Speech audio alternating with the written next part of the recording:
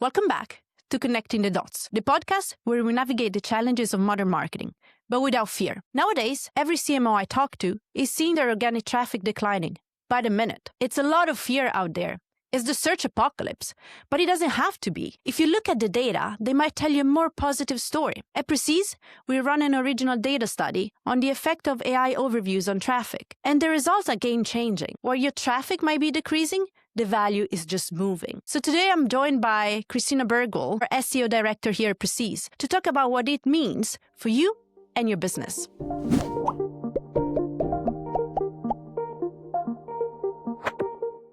Kristina, it's so nice to have you here. Nice to be here. You are the SEO Director here at Precis, but how long have you been in SEO? Let's see. So I've been working with SEO for the last 14 years now. Okay.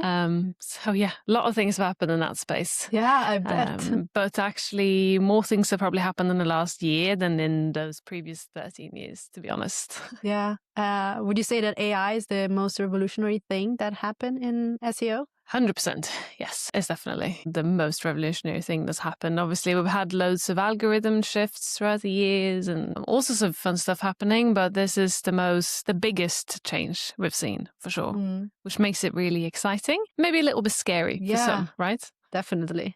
Well, you're a CMO, right? So you're one of the people who are kind of wondering, petrified by what is all of happening? This. Yeah. Yeah, exactly. And I think is getting, of course, really exciting. But as anything new, it also gets very scary. And I think marketeers, we're in a position where we want to do everything right. We want to understand what's that we have to do next, but it's not always so easy. And there's always a lot of new things and news to navigate. And I feel like in the past year or so with AI and LLMs and AI overviews, marketeers are just panicking. And do you think that panic is justified? I totally get why you would panic if you are looking at maybe just your organic traffic, a metric that you've been, tracking for many years, and all of a sudden you see this massive drop, perhaps, especially for some industries. The drop in click-through rate. The most recent study shows I think it's 58% decrease in click-through rates, like across the board. And that's obviously going to make you feel a bit panicked as a natural reaction. But I would say, rather than see it as a risk or, something scary, we need to flip the script a little bit and look at this and go, what is happening? Why is this happening? And how can we do to pivot to make this maybe an opportunity even? Yeah, makes sense.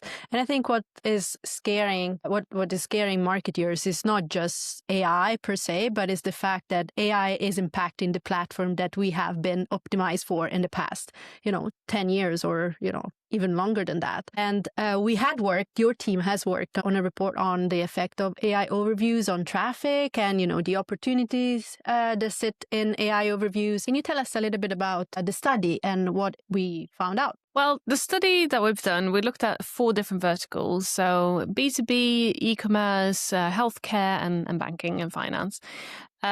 So really what we were trying to find out is that what is happening right now with AI overviews? How is that affecting these different verticals?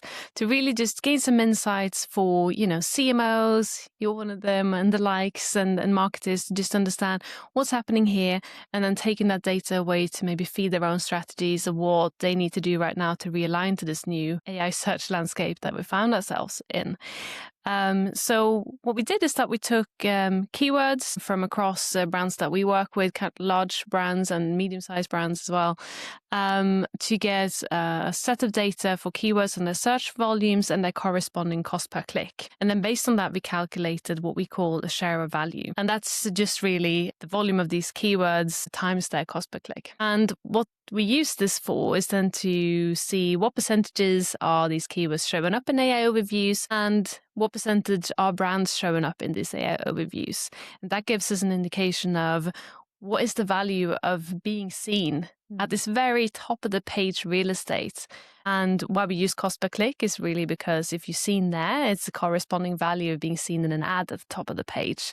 So that is a metric to just give us an indication of what the opportunity is for these different verticals within AI overviews right now and what you need to do to be seen in them. So brands are seeing this decline in organic traffic, but really it's not that the traffic is just disappearing. The value of that traffic is just being redirected into AI overviews. And within the report, we talked about this, you guys talk about this concept of value intercept and how AI can be a value intercept. Can you explain that concept a little bit more and what does it mean? Well, so with this report that we've done, we set out to kind of really get to the bottom of why is this happening, or what is happening rather within organic search. We know that AI overviews are there now.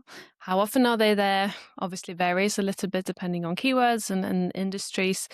But what we really wanted to figure out was what's creating, the lack of, or the reduced rather in organic traffic.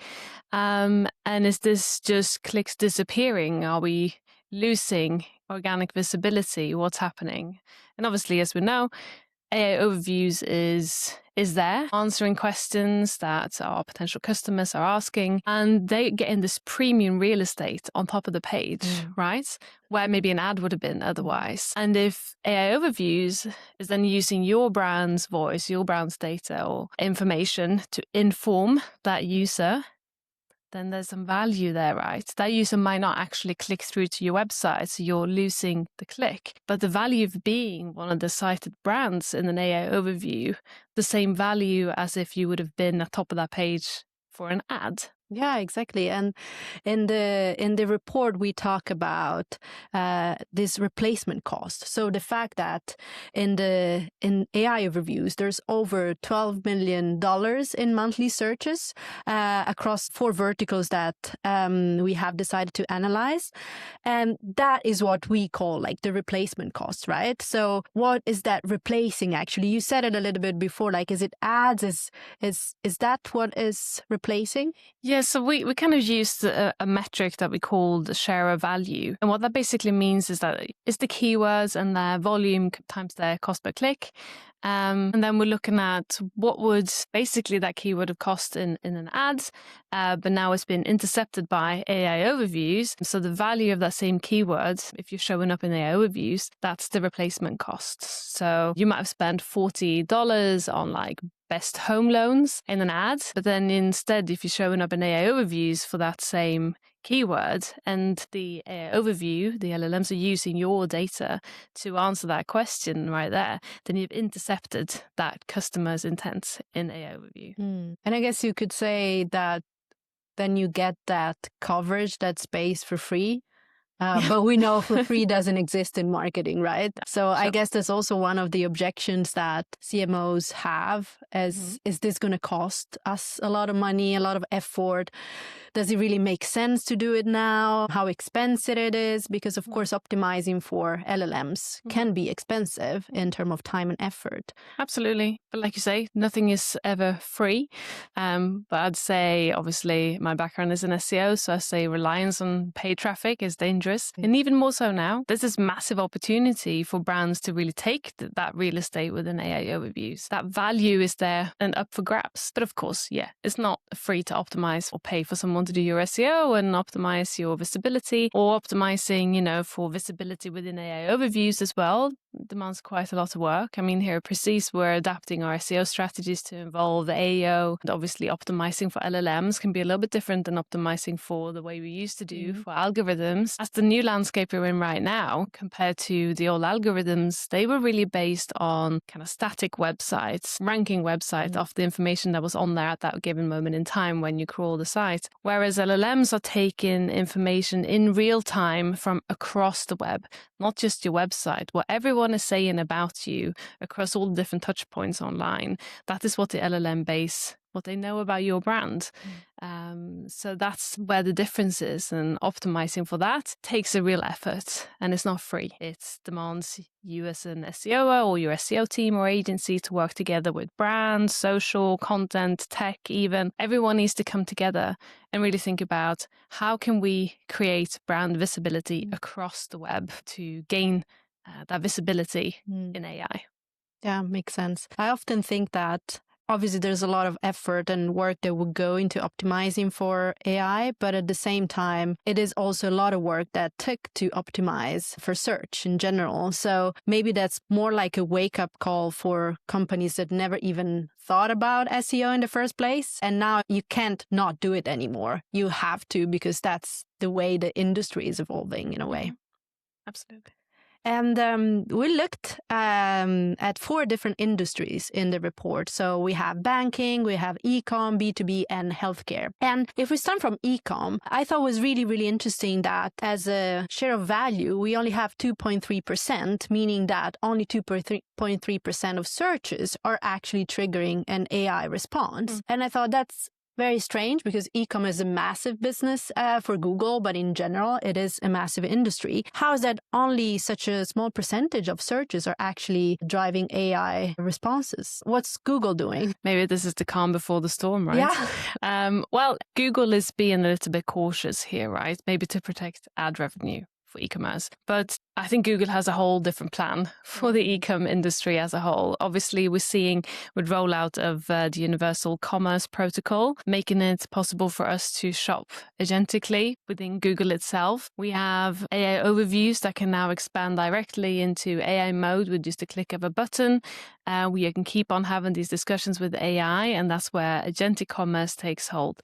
This whole interface is changing. That's where we're going towards, this agentic commerce. So right now in e-com, a little bit like I said, it's the calm before the storm, which basically means that this is your opportunity as an e-com brand to start taking that market share, start optimizing and preparing yourself for the era of agentic commerce that is really upon us. Being that brand right now in AI overviews, educating your potential customers about your brand is a forerunner for whatever products that you sell. That's where you need to be right now and focusing your energy. Yeah, it's not really up for debate. It's going to happen. It is happening. Yeah, it is happening. So brands needs to prepare. And I feel like many brands in the e-com space, in many industries, but especially in the e-com space, might be looking at this number and be like, okay, we're just going to wait and see.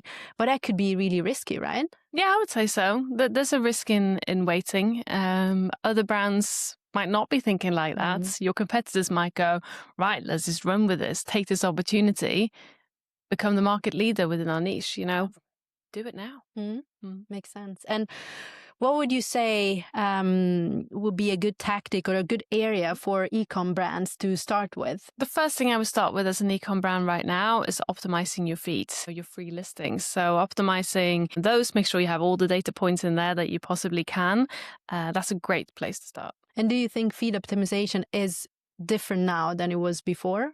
I would say so. With the era of, optimizing towards LLMs, towards AI, then all of a sudden you have this opportunity to add a lot more data within your feeds that can train the LLMs of what they know about your products and also what they know about all these little details about why your products are the best. And you can take information from across the web of how people are talking about your brand, frequently asked questions that your customers might have or reasons why they return your products. All of that data you can feed into how you optimize your feed in terms of all these little features and why they are better than your competitors. You can pop in there to train the LLMs on what they know about your brand and your products. So if we move on to banking and finance, we've seen that 8% of searches are actually triggering an AI overview response. And yeah, that is maybe not so much, but actually that 8% contains 13% of the overall value, which is around $7 million in monthly searches, which is, quite a lot of money, right? How's that possible? How is that Google's maybe cherry picking certain keywords? I think what we're seeing with that data is, like you're saying, AI overviews are kind of, you have 2 pots of questions, right? It's like definitions of maybe financial terms or things like that people just want an explanation of, the very top of the funnel here. And then you have like the more money terms, like, best mortgage rates or high yield savings account, or when people are a lot more down the funnel. And those are the type of keywords that are actually triggering AI overviews. So that's why the value is really high there. So Google is not showing up when it comes to, I don't know, what is a mortgage, for example? Well, it might, but the value isn't there. AIO is being triggered when the high money terms are on the table. So that's where the opportunity is. Makes sense. And since there's so much money inside this AI overviews for these terms, what's the risk for companies to not invest in AI visibility? So the risk right now is there's a customer acquisition cost spiral, right? If you're not there, you have to buy that traffic back through ads. As it becomes kind of like this penalty tax situation. If you're not there, you have to get that customer some other way, and then you'll actually have to pay for that ad. So instead of, if you're actually showing up in AI overview, then you don't have to pay for your ad spend, right? Makes sense. And what would you say is a good place to start for companies in the finance and banking industry? I would say the best place to start is a brand sentiment audit. Really look at how your brand is perceived by LLMs across the web. And take those insights and really bake them directly into your content strategy of like, where are the gaps here, to really make sure that you come across as the authority within your area, to make sure that AI thinks you as the best choice and the most credible choice.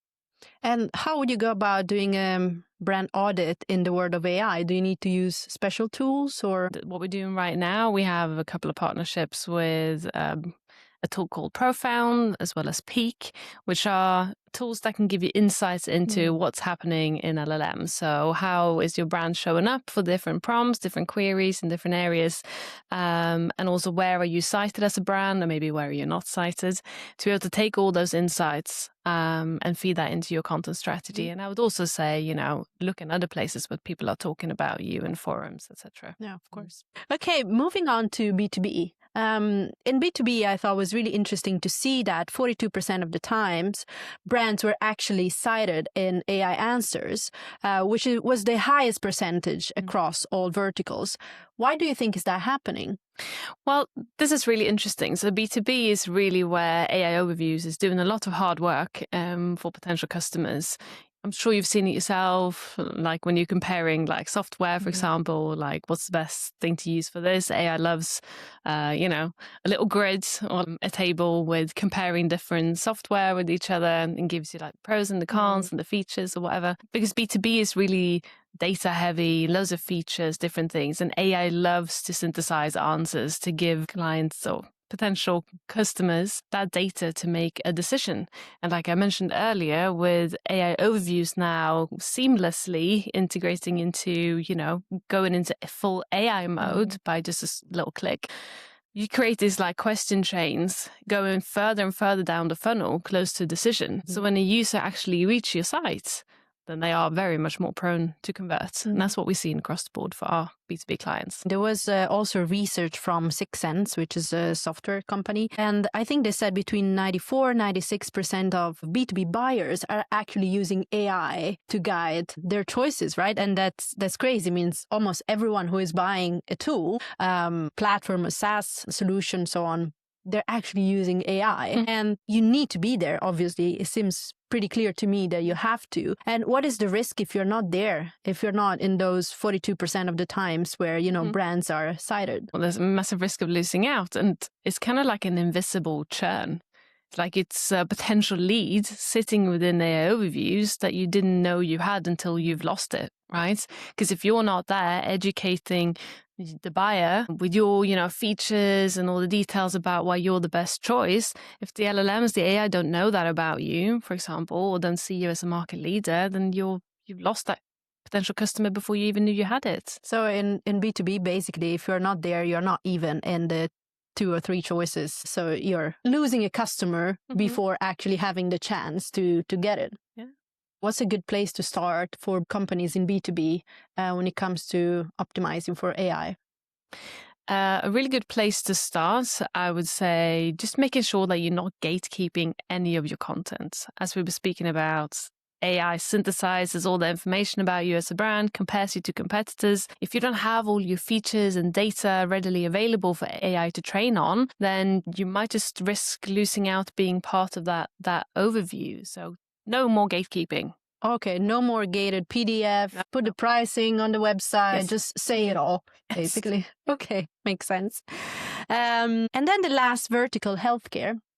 Within healthcare, I thought it was really interesting to see that we have a massive authority gap. So 67% of the times, no brands are cited. And I felt like that was quite risky because obviously, specifically to this industry, there's a lot of trust issues. And of course, you're talking about, health choices. It could be, products. It could be choice of a health service and so on. Why do you think is that? Why aren't brands cited more often? Yeah, it's really interesting. And this is actually an area where we've seen the biggest decline in organic traffic for our clients and people in the industry, where a lot of people are searching for, more defining things, asking for what are these symptoms or how can I work with these health issues and so forth. So AI is doing a lot of the heavy lifting here and answering those questions. And then that gives us that decline in organic traffic that we're seeing for many. So brands aren't really showing up in these overviews right now. But I would just see that as a massive opportunity to really,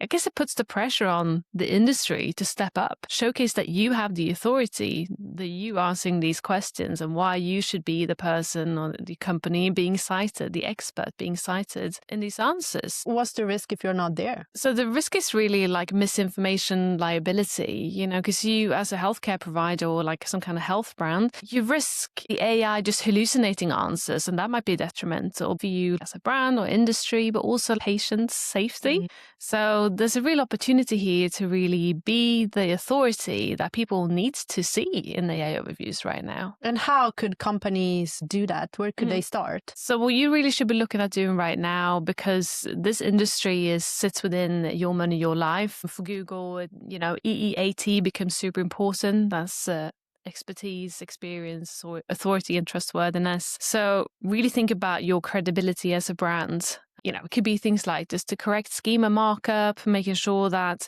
you have the credentials of the experts within the post and reviewed by date on information. And just also a little side note tip, if you have like really academic titles on your content, rework them into the questions that people are actually asking. What do people need help with? What are the kind of things that they are looking for? That's what you need to be answering and structure your content like that. And if you don't belong to any of these verticals, what would you say is maybe a set of recommendations that you can think about that brands should take into account when optimizing for AI? I think the absolute first thing you need to do if you're brand new to what's happening right now, is just really get hold of some data, because that's where you can make decisions. We use a couple of different tools for that. Profound is one of them. And really just understand like what's happening within AI. What's different LLMs? What do they understand about your brand? Where do you show up? Where are you cited? How are you quoted? And to really get to understand that first and foremost, that's what's going to be able to feed your strategy. Nice. Thank you.